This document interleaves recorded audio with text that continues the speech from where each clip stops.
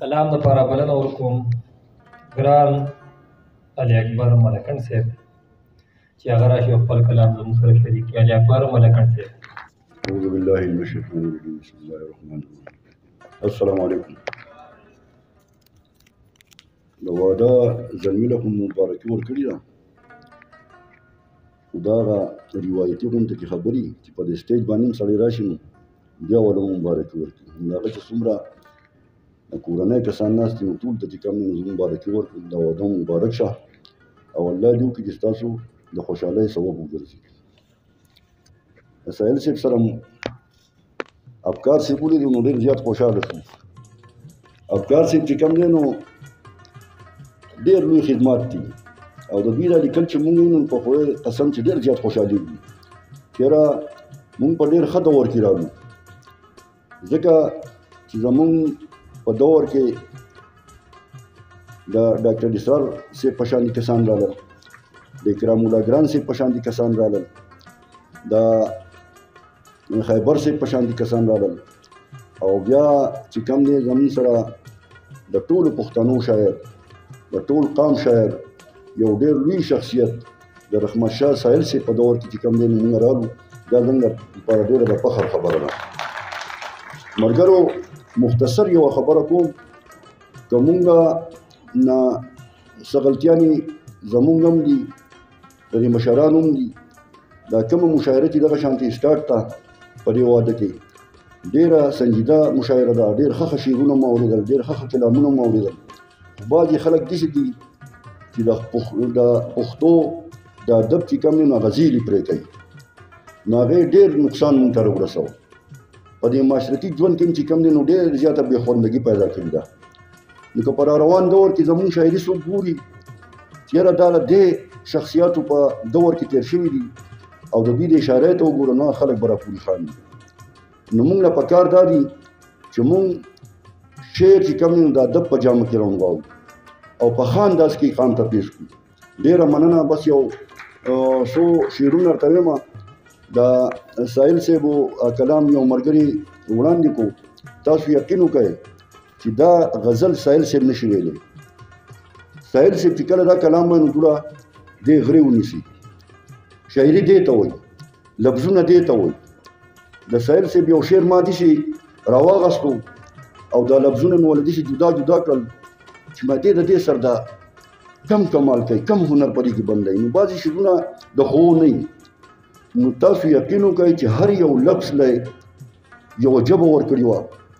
په هغې کې بیا یوه معنی را بنده کړې وه او په هغې کې چې کوم رنګونه را لړلي، خو بیا چې هغه لفظونه سړی را یوځای کړي نو هغه یې په یو لې کې راوستې وه. هغه ترکیب یې ورسره کړی و چې هغه به اواز کې راختو او ټول لفظونه به را یوځای شو، نو د هغه به په زړه لګېدو، هغه به په دې وجدان لګېدو، هغه به په دې اعصابو باندې لګېدو، نو دونه خوند به یې پیدا کړو. نو دا خو داسې هنر دی چې دا خو مونږ زده کولی نه شو، خو دومره به چې دوی نه نقل کوو او څه ناڅه په ادبي رنګ کې خپله شاعري کوو. ډېره مننه، ډېره مهرباني. یو څو شعرونه درته یم. نفرت تیاره ده په تیارو کې نه باسي سړی، نفرت تیاره ده په تیارو کې نه باسي سړی، الفت رڼا ده د تیارو نه راوباسي سړی. او تل د قسمت په ورکو لارو کې ځان مه ورکوه، تل د قسمت په ورکو لارو کې ځان مه ورکوه، خودي د عقل په دریاب را پورې باسي سړی.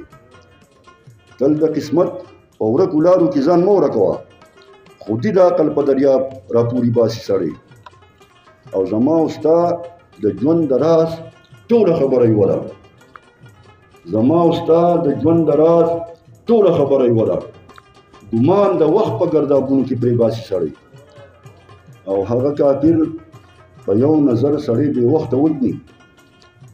د غرونو ښکلی دی په سترګو کې باسي سړی. هغه کافر په یو نظر سړی بې وخته وجني، د غرونو ښکلی دی په سترګو کې باسي سړی. او لکه ګلاب چې د شبنم په یوه قطره خورېږي، لکه ګلاب چې د شبنم په یوه قطره خورېږي، زما په زړه به حکومت کوي هم داسې سړی. لکه ګلاب چې د شبنم په یوه قطره خورېږي، زما په زړه به حکومت کوي هم داسې سړی او د ملکن په لار که پرېوتو نو پرې به وځي د ملکن په لار که پرېوتو نو پرې به وځي ډېر په قسمت په زورور وي چې راپاسي سړی یو غزل دی رنګونه مې د فکر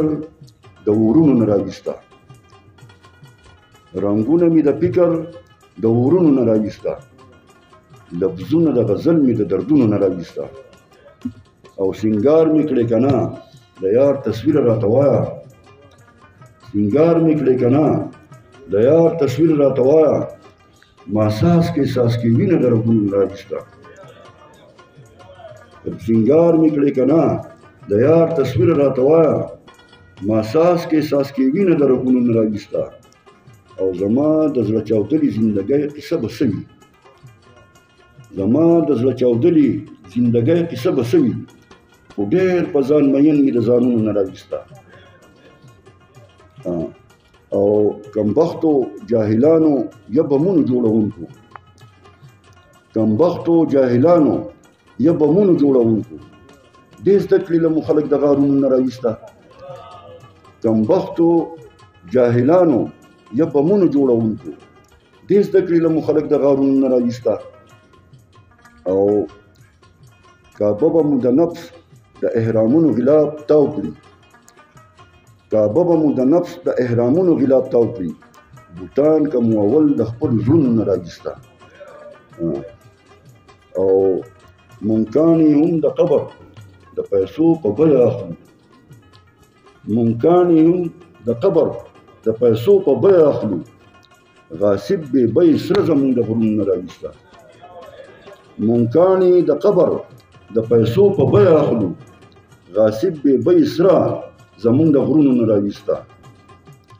او ملګرو بېوسي د خوددارۍ حیا کړ پورته ملګرو بېوسي د خوددارۍ حیا کړ پورته د جبر ښه یاران د محفلونو نه راویسته ملګرو بېوسي د خوددارۍ حیا کړ پورته د جبر ښه یاران د محفلونو نه راویسته او ما ستا نښې د ژوند په سوراړه نه شوې ساتلی ما ستا نښې د ژوند په سوراړه نه شوې ساتلی هغه ګلاب مې هم د کتابونو نه راویسته ما ستا نښې د ژوند په سوراړه نه شوې ساتلی هغه ګلاب مې هم د کتابونو نه راویسته او زه ته مې اوس د کورو د جادو ټوکو ته غوږ شه سایل صاحب زه ته مې اوس د کورو د جادو ټوکو ته غوږ شه ویښته مې ستا د کور د دیوالونو نه راویسته او هر څوک د ملکن د زړه د درد کیسې ته غوږ هر څوک د ملکن د زړه د درد کیسې ته غوږ اشنا جوړې مالوچ اوس د غوږونو نه راویسته ډېره مننه